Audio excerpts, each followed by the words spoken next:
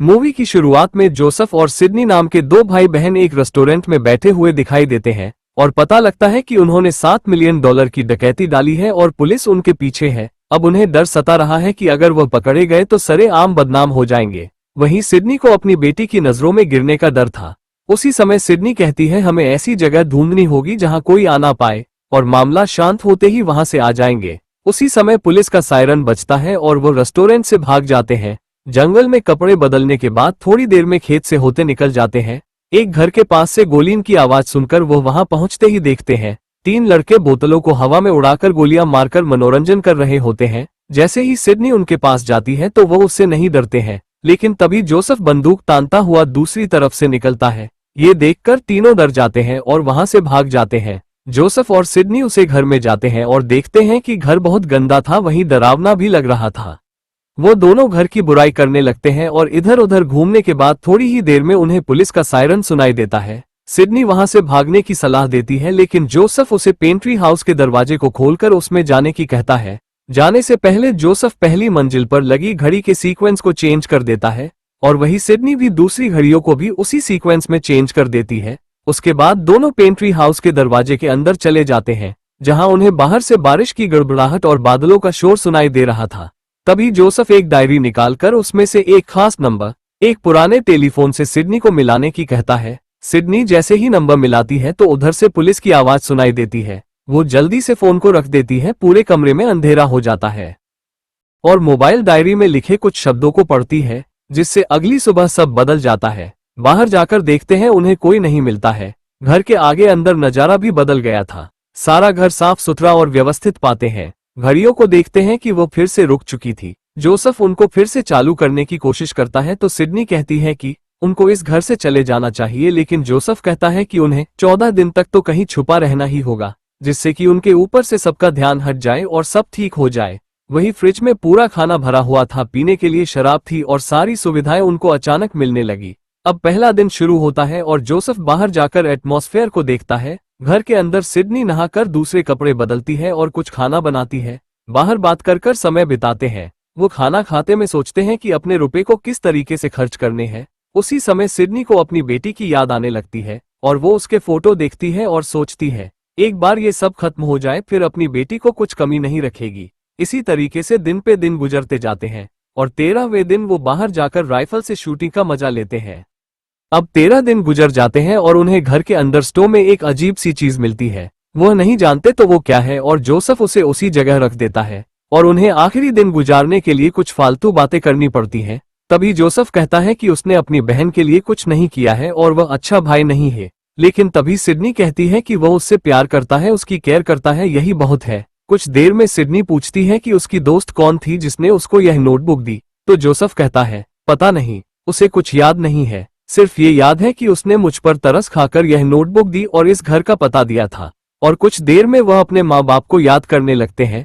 तभी जोसेफ कहता है कि उनकी माँ पियानो कितना अच्छा बजाया करती थी, तो इसी बात पर सिडनी को माँ का एक गाना याद आ जाता है और गाना गाने लगती है, जबकि जोसेफ पियानो बजाने लगता है। और इस तरीके से फालतू बातों में 14 दिन पूरे हो जाते हैं और उनके घर वापस जाने का समय आ जाता है। जोसेफ बैग तैयार करता है और वही सिडनी अपनी चीजें जला देती है। तभी उनकी नजर दीवार पर लिखे गो टू द मिल पर जाती है। ये देखकर सिडनी अपना आपा खो देती है और मिल की तरफ भागने लगती है। जोसेफ बड़ी मुश्किल से उसे शांत करता है और वे दोनों बेसमेंट को जांचने का प्लान बनाते हैं। वह नीचे जाते हैं तो वहां उनकी टॉर्च की लाइट सड़े शरीर पर पड़ती है। वहीं दीवार पर लिखा था कि तुम टाइम लूप में फंस चुके हो और अगर इसको स्वीकार करना चाहते हो तो नीचे हस्ताक्षर करो। लेकिन सिडनी इनकार कर देती है और बचने के लिए घर से बहुत तेजी से बाहर भागती है, लेकिन थोड़ी दूर जाकर गिर जाती है। वो खून की उल्टी करती है और अपने आप को बीमार महसूस करती है।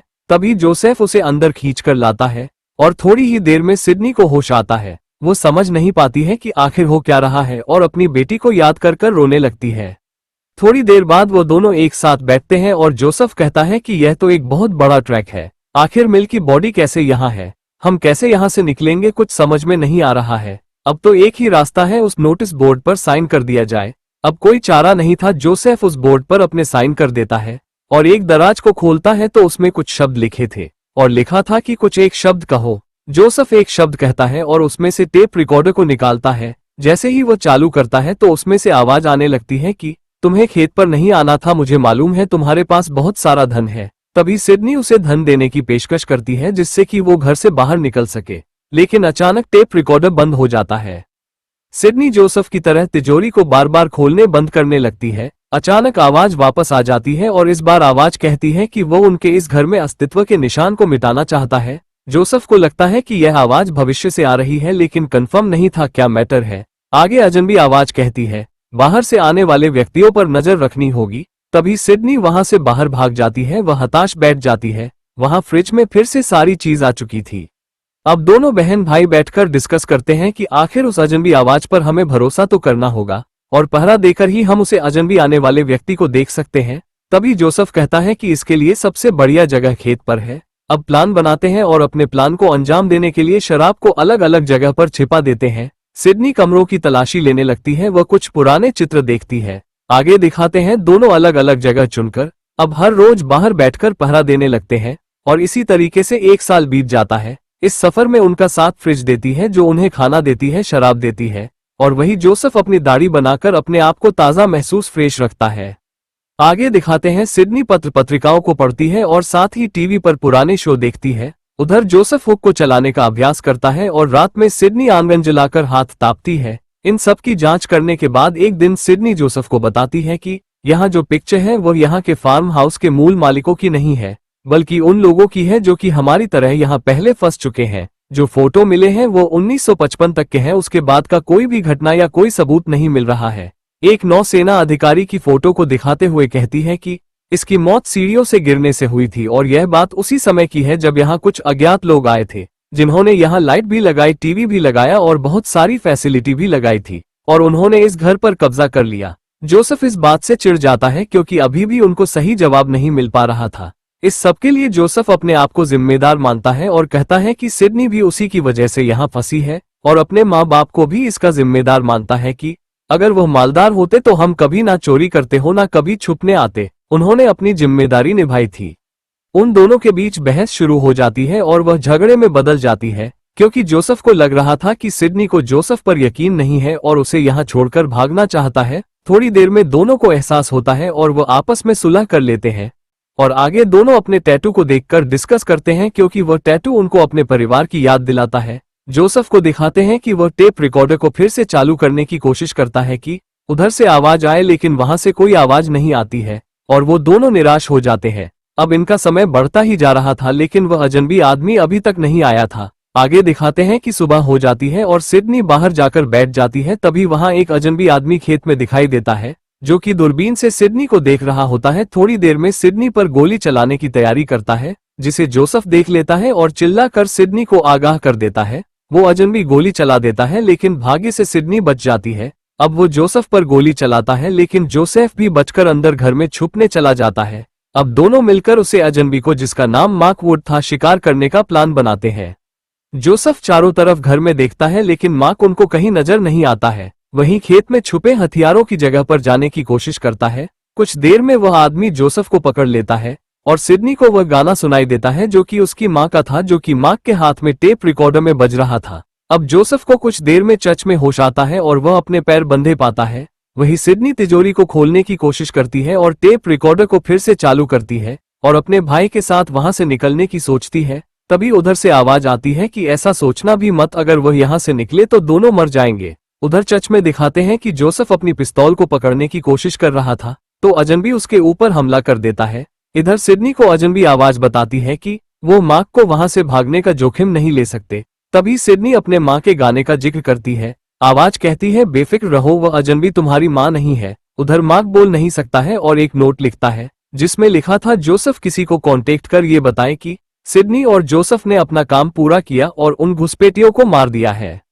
उधर सिडनी से अजनबी आवाज कहती है कि वो जल्दी उसको बताएंगे कि वो उसकी माँ नहीं है और कनेक्शन कट जाता है। उधर चर्च में मार्क जोसेफ से टेप रिकॉर्डर वाले आदमी से कहलवा देता है कि उसने घुसपैठिए को मार दिया है, उसका शव बाहर है और जोसेफ घायल है, इसलिए सिडनी को भेजा जाए जिससे वह दोनों उसके शव को उनके सामने पेश कर सके। सिडनी को यह जानकारी मिल जाती है और वह जोसेफ को बचाने के लिए निकल पड़ती है। उधर घुसपैठिया जोसेफ को लिखकर यह बताने की कोशिश कर रहा था कि वो उन लोगों की तलाश कर रहा है जिसने उसके परिवार को मार दिया था। सिडनी बाहर आ जाती है और जोसेफ का नाम पुकारती है। तभी घुसपैठिया बाहर भागता है और सिडनी पर गोली चलाता है, लेकिन सिडनी बच जाती है और घुसपैठिया वहां से भाग जाता है। जोसेफ अपने आप को आजाद कर लेता है और पिस्टल को उठा लेता है। उधर सिडनी घुसपैठिया का पीछा करते हुए घर में पहुंच जाती है और उससे लड़ना शुरू कर देती है और उसे घायल कर देती है। नीचे गिराकर उसका चेहरा खोलने की कोशिश करती है और थोड़ी देर बाद घुसपैठिया का चेहरा खोल देती है। वह क्या देखती है कि वह और कोई नहीं उसकी बेटी स्टेफ होती है। वो उसे पहचानने की कोशिश कर ही रही होती है।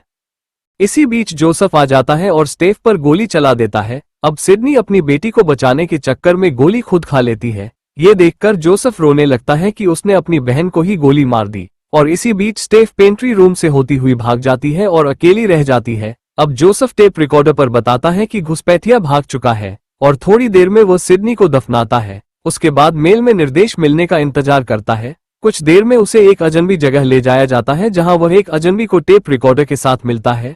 जोसेफ उससे अपने सवालों का जवाब चाहता है, लेकिन उसको कुछ जवाब नहीं मिलता है और वह अजनबी बताता है कि सिडनी इस वजह से मरी है क्योंकि उसने नियमों को तोड़ा है। उसने घुसपैठिए को बचाने की कोशिश की है। अब जोसेफ उससे सिर्फ एक लास्ट चांस मांगता है और वह अजनबी राजी हो जाता है और जोसेफ को पहले दिन में पहुंचा देता है जहां वे कैफे में अपनी बहन सिडनी से मिलता है। टाइम लूप फिर से अपनी चाल चलता है और हम सबके दिमाग को घुमा देता है।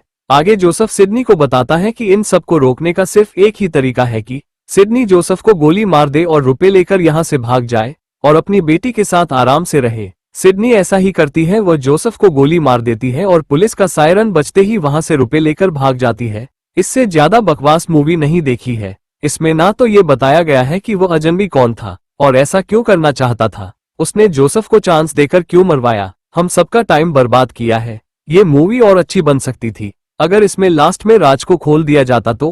खैर धन्यवाद दोस्तों, मिलते हैं दूसरी मूवी के साथ।